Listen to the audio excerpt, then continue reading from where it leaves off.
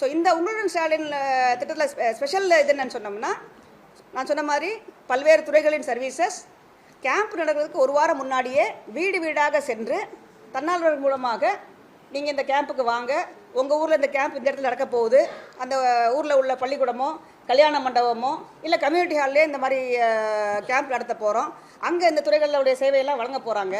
உங்களுக்கு அந்த திட்டங்களில் பயன்பெறணும்னா என்னென்னலாம் தகுதிகள் இருக்க வேண்டும், என்ன ஆவணங்கள் கொண்டு வர வேண்டும்.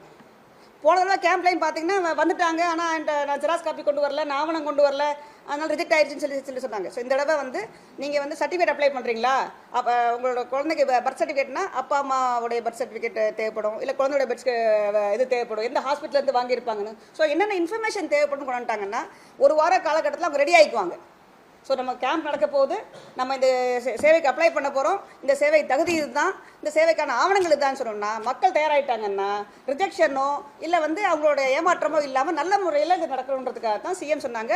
கேம்ப் சம்பந்தமாக எல்லா தகவல்களும் மக்கள் கொடுத்து, வீடு வீடாக போய் நோட்டீஸ் கொடுத்து, வீடு வீடாக போய் அப்ளிகேஷன் கொடுத்து, நீங்கள் இந்த கேம்புக்கு வாங்க, உங்கள் கேம்புக்கு உங்களுக்கு என்ன தேவையோ அதுக்கான ஆவணங்களை எடுத்துகிட்டு வந்தீங்கன்னா நாங்கள் உங்களுக்கு 45 டேஸில் நம்ம மேக்ஸிமம் முடிச்சு கொடுத்துட்றோன்றதுக்காக தான் இந்த புதுசாக டோர் டு டோர் கேம்பெயின் கூட சேர்ந்த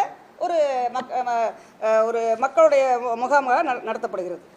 இந்த பணிக்காக 1,00,000 தன்னார்வலர்கள் ஈடுபடுத்தப்பட்டுள்ளார்கள். இந்த கேம்ப் நாளைக்கு நம்மளுடைய முதலமைச்சர் 5ஆம் தேதி லான்ச் பண்ணுறாங்க. நவம்பர் மாதம் வரைக்கும் அது கண்டினியூ ஆகும். மொத்தம் 10,000 கேம்ப் நடத்த போகிறோம். 10,000 கேம்ப்ஸு. நகரப்புறத்தில் 3,738, ஊரகத்தில் 6,232, ஆக மொத்தம் 10,000.